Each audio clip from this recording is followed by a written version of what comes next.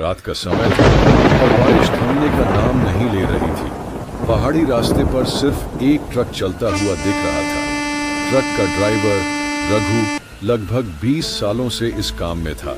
उसने हर तरह के रास्ते और हर तरह के मौसम का सामना किया था, लेकिन आज की रात कुछ अलग थी। रघु का काम था सामान को रात भर में पहाड़ी गांव तक पहुंचाना। ये रास्ता जंगल के बीचों बीच से होकर जाता था, जहां ना कोई घर था और ना कोई। उसके ट्रक की हेडलाइट्स ही एकमात्र उजाला थी। रात के करीब 2 बजे रघु ने देखा कि सड़क पर कोई आदमी खड़ा है। आदमी ने सफेद कपड़े पहन रखे थे और उसका चेहरा झुका हुआ था।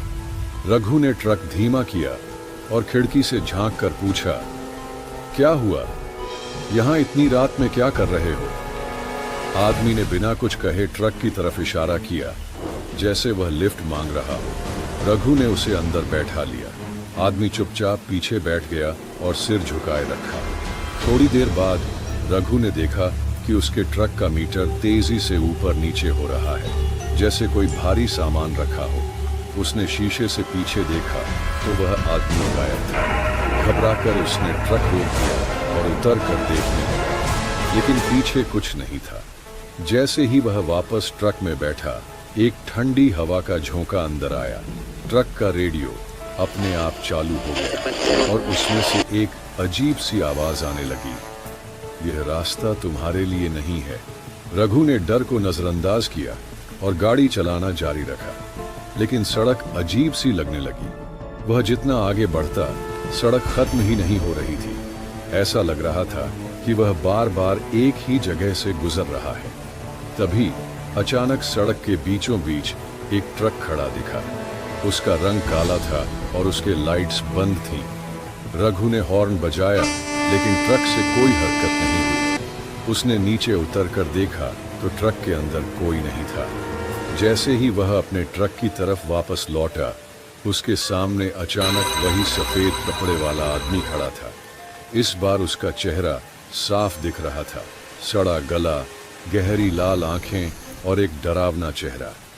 आदमी ने धीमे से कहा, तुम भी अब इस रास्ते का हिस्सा हो।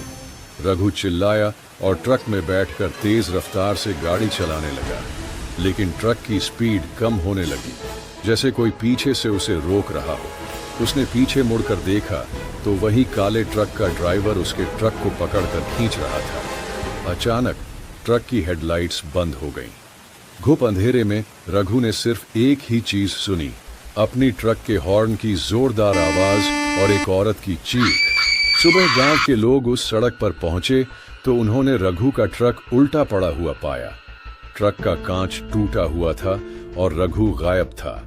गांव के एक बुजुर्ग ने धीमी सी आवाज में कहा, इस रास्ते पर जो आया वो कभी लौट कर नहीं गया।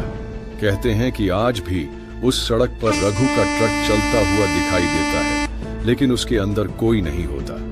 अगर आप कभी देर रात उस सड़क पर जाएं, तो ट्रक का हॉर्न सुनने पर पीछे मुड़कर मत देखिएगा। हो सकता है वह रघु न हो। अगर आपको स्टोरी अच्छी लगी है तो एक लाइक और एक सब्सक्राइब तो बनता है।